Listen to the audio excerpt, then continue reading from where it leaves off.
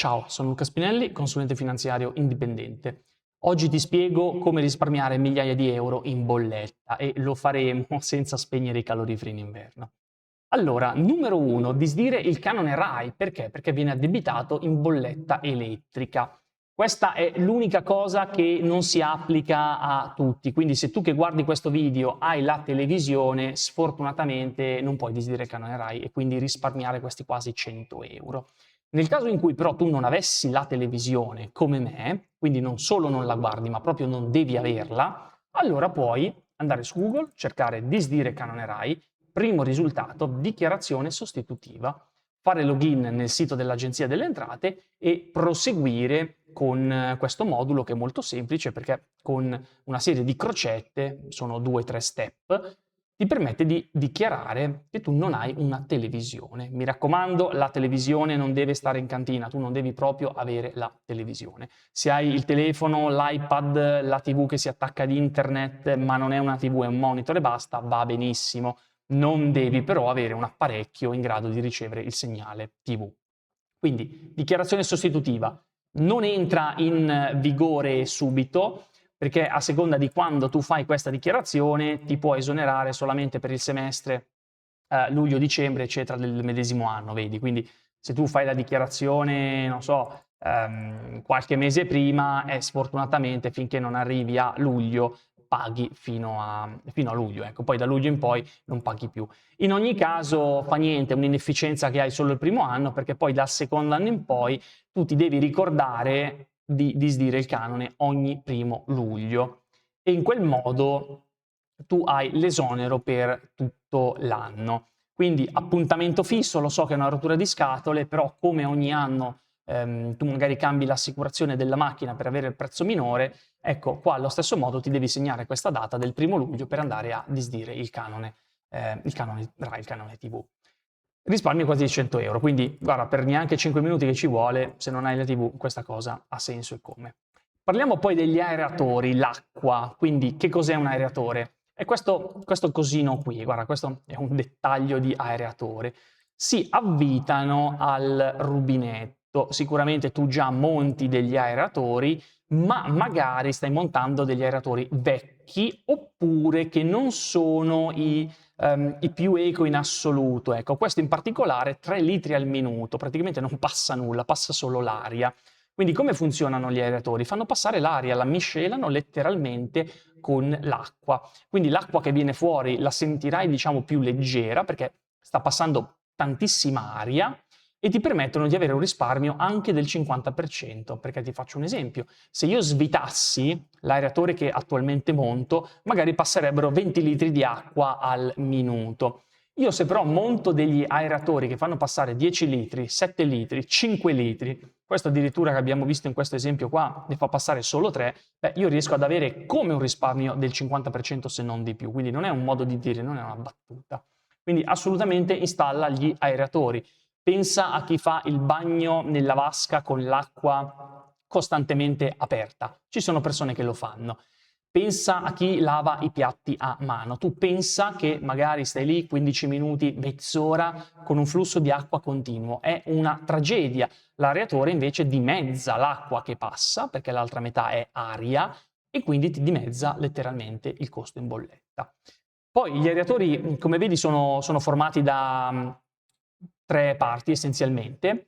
La parte di metallo, che vediamo se ce la fanno vedere, guarda, ce la fanno vedere qui, la parte di metallo esterna, che è praticamente quella su cui tu lo avviti sul rubinetto, e poi una parte interna formata dal gommino e dall'aeratore propriamente detto, quindi il corpo dell'aeratore.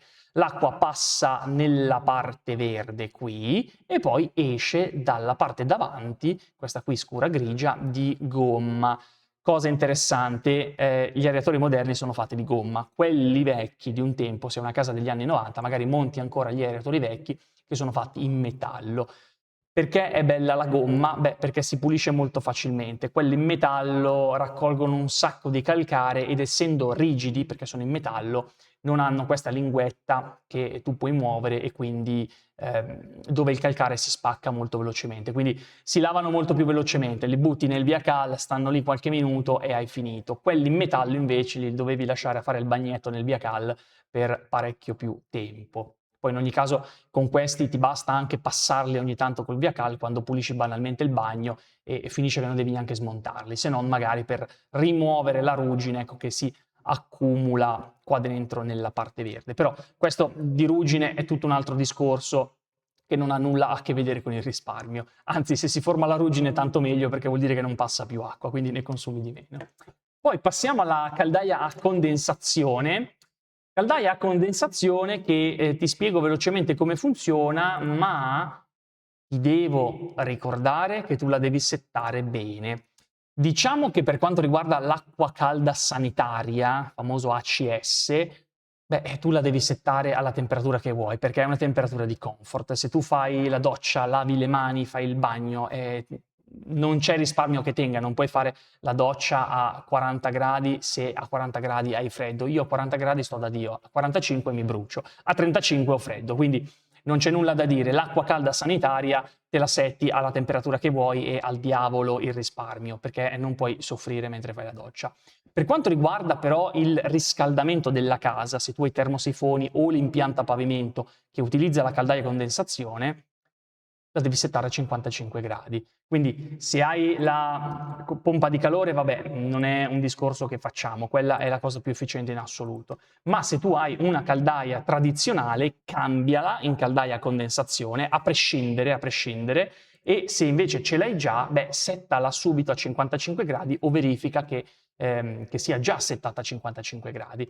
Perché? Perché la caldaia a condensazione condensa, ma lo fa quando la temperatura di ritorno è di 55 gradi o inferiore e più bassa è la temperatura di ritorno e maggiore l'efficienza a cui la caldaia lavora. Quindi io che cosa faccio? Io che non voglio avere problemi a dire vabbè, ma questa volta l'acqua di ritorno, caspita, è tornata indietro un po' più a 55, cosa faccio? Io setto l'acqua di mandata, quindi la configurazione che c'è sulla caldaia, a 55, in questo modo sono matematicamente certo che l'acqua che poi torna indietro sia a 55 o meno, perché? Perché ha ceduto calore, quindi se gliel'ho mandata a 55 è per forza di cose che nel tragitto è tornata a 55 o meno. Quindi io in questo modo sono sicuro matematicamente che la caldaia a condensazione mi condensi nel 100% dei casi. E come funziona? Te lo faccio vedere velocemente. Qui a destra abbiamo una caldaia tradizionale, guarda cosa c'è, un comignolo, anche la caldaia a condensazione ha il comignolo, però qui viene buttata fuori subito tutta la condensa, quindi questo fumo è estremamente caldo. Qui invece nella caldaia a condensazione questo fumo caldo, questa aria calda, viene utilizzata per tenere caldo tutto l'impianto. Quindi io poi quando scaldo qui l'acqua devo scaldare di meno, perché? Perché ho già una aria calda dentro. Quindi qua io spreco tutto questo bel caldo che ho prodotto, quindi mi è costato soldi. Qua invece io una parte di questo caldo riesco a recuperarla. Ovviamente diciamo che di contro le caldaie a condensazione hanno il fatto che bisogna prevedere uno scarico per la condensa, perché la condensa è acqua e quindi poi hai un flusso relativamente costante di acquetta che deve essere scaricata da qualche parte. Quindi tirerai le canaline in plastica e scaricherai l'acqua, non so, nel balcone o giù dagli scarichi dell'acqua, ecco, o se hai un pozzetto, non lo so. Però ecco, è una seccatura che vale assolutamente la pena. E cos'altro ti volevo dire? La caldaia a condensazione ha una manutenzione che è molto simile a quella della caldaia tradizionale, l'unica differenza è che ha l'abbattitore di acidità. Perché? Perché quest'acqua qui che viene scaricata, l'acqua di condensa, è un pochino acida, quindi si mettono delle palline grigie che abbattono l'acidità, se no ecco, andresti a, diciamo, rovinare il terreno, corrompere i tubi, eccetera. Ma è una manutenzione che fai ma neanche una volta all'anno, probabilmente poi dipende dall'uso, e il costo di queste palline è veramente irrisorio. Parliamo forse di 20-30 euro al chilo e ti dura per più di un anno. Quindi caldaia a condensazione che però ti permette di avere un risparmio anche del 33%, quindi non c'è un motivo per non installarla, anche se ti ho detto che c'è questo abbattitore di acidità in più da gestire a livello di manutenzione e poi comunque lo scarico della condensa da andare a costruire con dei tubi che capisco che magari possono essere un minimo inestetici ad averli lì sul balcone perché la casa magari non era predisposta, perché è stata costruita magari negli anni 50, negli anni 90, però sai, risparmiare il 33% sul gas è veramente importante. Passiamo poi all'abbattimento proprio del costo della materia prima e del servizio. Esiste da parecchi anni il portale delle offerte di Arera. Un tempo uno andava su facile.it, Segugio, questi siti qui per trovare non solo l'assicurazione per la macchina migliore, ma anche l'offerta luce gas migliore. Adesso abbiamo il portale delle offerte, che è un servizio statale che funziona incredibilmente eppure bene, dove tu puoi andare a inserire tutti i tuoi dati, comune, CAP e quant'altro, per vedere l'offerta migliore o solo per la luce o solo per il gas oppure per tutte e due. Quindi lo faccio vedere velocemente, tu vuoi luce e gas, inserisci il tuo comune, dove vuoi attivare l'offerta a casa, se non hai un codice fa niente, e puoi scegliere se vuoi il prezzo fisso o il prezzo variabile. Io ti dico, vai sempre con il prezzo fisso, a meno che non siamo nel mezzo di una guerra, ecco, una crisi energetica particolarmente pesante. Però ti dico, nonostante la situazione di oggi con lo stretto di Hormuz e quant'altro sia abbastanza brutta, è ancora un momento buono per stare sul prezzo fisso. Quindi tu nel dubbio vai sul prezzo fisso, perché vuol dire che tu pagherai un fisso di materia prima sempre, indipendentemente da quello che succede. Quindi se domani capita una sfiga ancora più grande di quella in cui siamo, col prezzo variabile vedi la bolletta che lievita. Invece io, visto che la pago continuamente la bolletta, vorrei stare un po' più tranquillo, quindi sto sul prezzo fisso. Gli dico se sono residente oppure no, nel caso fosse una seconda casa, gli dico quanti kilowatt ho. Io nel mio caso ne ho 5, quindi vabbè, prendo il valore più simile ai kilowatt che effettivamente ho e a seconda del fatto che io sia o sempre a casa barra in studio o faccia un lavoro dalle 9 alle 5, ecco, il famoso 8 ore, seleziono o a fasce o monoraria. Io che sono praticamente sempre qui perché vivo e lavoro nello stesso posto, sceglierò monoraria perché consumo praticamente H24 energia.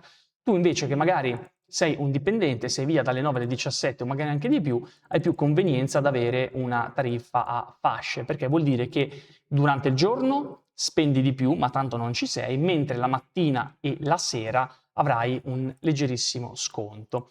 Diciamo che il valore atteso delle due opzioni tende a favore della monoraria, però se tu, ripeto, non ci sei dalle 9 alle 5 non ha alcun senso, quindi stai sulle fasce. Io invece seleziono monoraria. Selezionare solo energie rinnovabili è, ahimè, una sciocchezza perché ti porta ad avere un costo superiore generalmente, quindi mi dispiace per l'ambiente, ma se vogliamo risparmiare gli diciamo di no. Il consumo annuo, se non lo conosci, puoi diciamo andare a stimarlo selezionando tutte queste cosine che ti vengono proposte, io lo compilo a caso, uguale idem per il gas, classe G6, nel caso tu non sapessi di cosa stiamo parlando, quindi non toccare mai questa casellina. Il tuo consumo annuo non lo conosci, ok, allora vai a selezionare le tue casistiche, ecco, io metto numeri a caso, e ecco qua che posso ordinare per spesa annua e avere finalmente i fornitori migliori ordinati. Quindi nel mio caso sono state trovate 5 offerte che ordinate per costo totale annuo mi fanno vedere come in questo momento, nel mio caso, per il mio consumo che io gli ho selezionato, l'offerta migliore ce l'abbia Engie. Poi io qua vedo quanto spendo per la luce, quanto spendo per il gas, ma alla fine se ho interesse ad avere tutto con un singolo fornitore, quello che mi interessa è il valore grosso qui in alto. Quindi Non c'è molta differenza, però sai, stiamo comunque parlando di 150 euro fra Engie e Coop, quindi per forza di cose io nel caso sarei andato su Engie. Poi ovviamente uno deve andare sul sito di Engie, vedere tutte le condizioni, se sono effettivamente quelle che hai trovato nel portale ARERA, eccetera, eccetera, però ecco, è estremamente utile questo portale perché finalmente funziona, quindi nella maggior parte dei casi le offerte che ti aiuta a trovare sono veramente quelle che poi trovi, quindi sono anche aggiornate. Un tempo non era così. Quindi in questo modo tu riesci ad ottenere la materia prima, luce, gas, al prezzo migliore in assoluto. E questa, fra tutte le cose che tu puoi fare, è quella che ha l'impatto maggiore, perché un conto è ridurre i consumi, però a monte dobbiamo ridurre i costi. Quindi andiamo oltre e andiamo a settare la temperatura migliore in assoluto per la casa, sia in estate sia in inverno.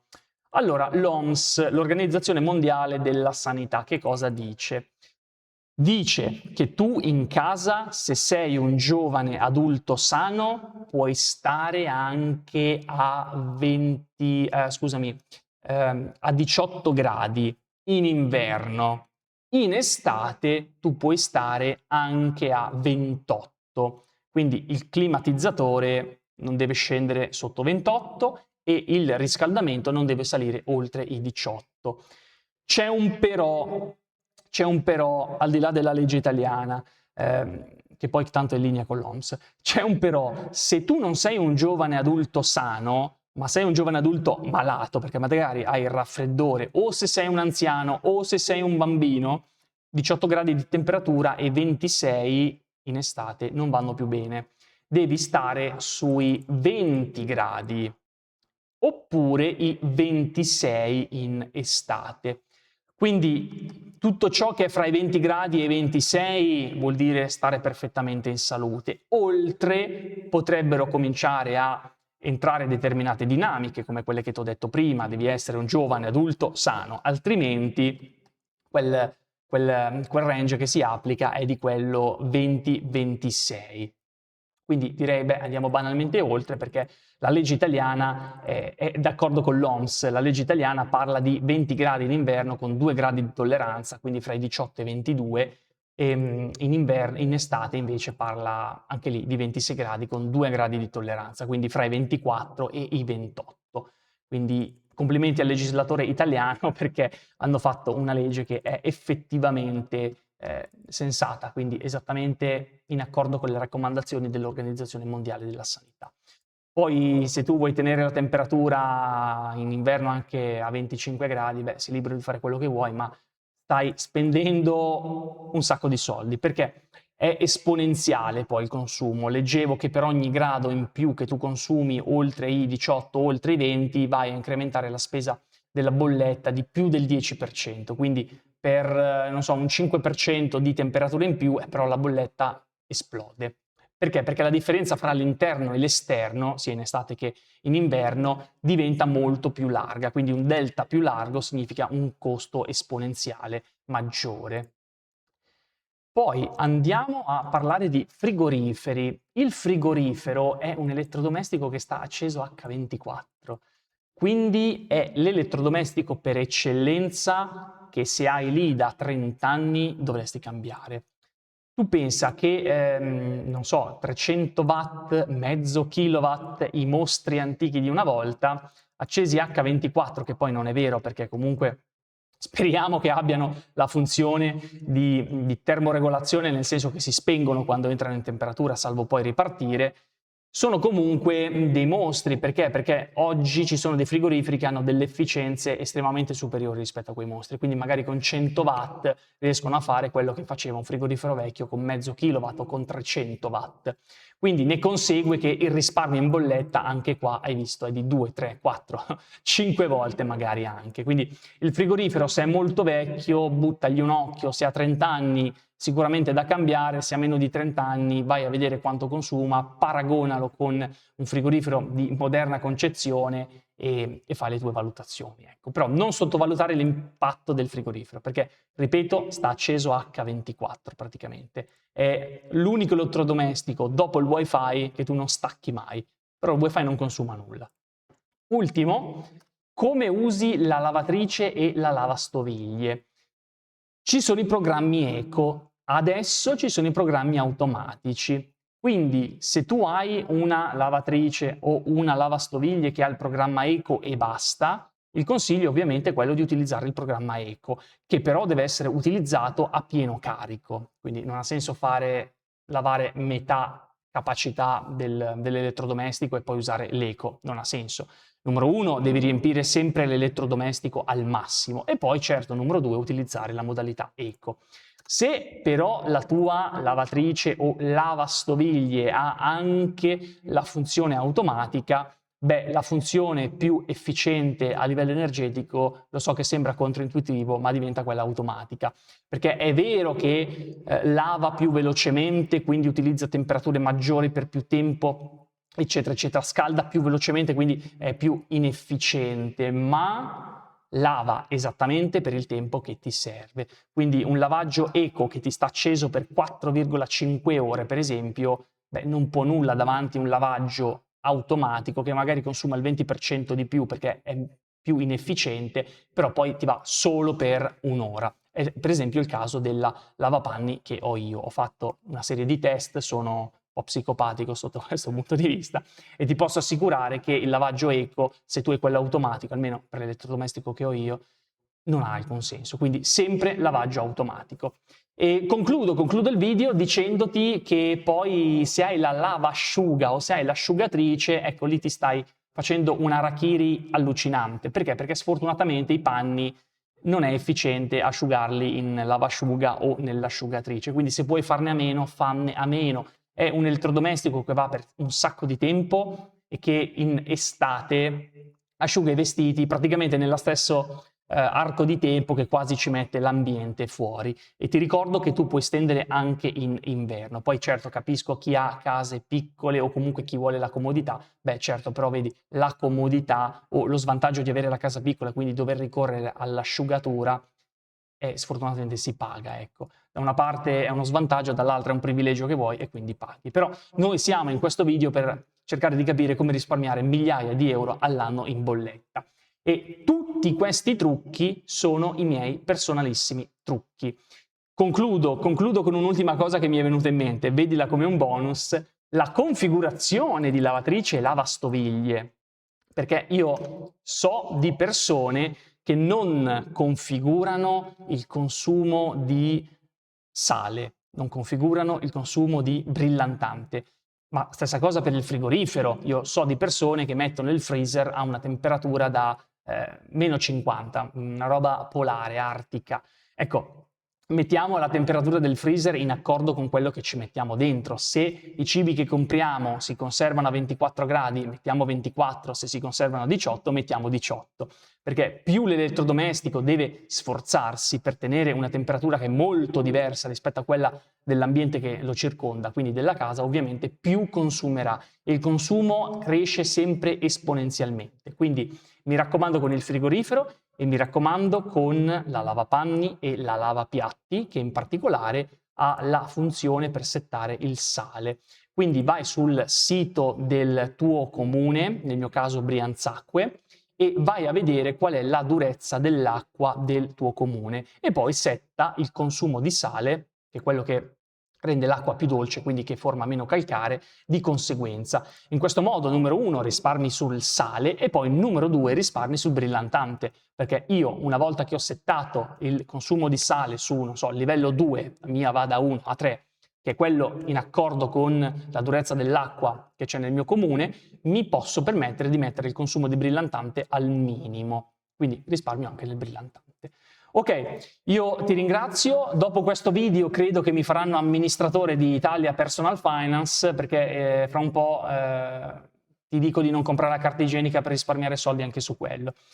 Meme di Italia Personal Finance, ecco, per chi segue il gruppo su Reddit. Io ti ringrazio, spero di esserti stato d'aiuto. Capisco che il mio video sia stato parecchio estremo, perché veramente eravamo a un passo dal dire guarda, non mangiare, non bere, non usare la carta igienica, però se tu vuoi risparmiare migliaia di euro all'anno puoi farlo, specialmente se hai una casa estremamente vecchia, e in ogni caso io spero di averti insegnato delle cosine veramente interessanti che ho imparato anche io nel corso degli ultimi 10 anni.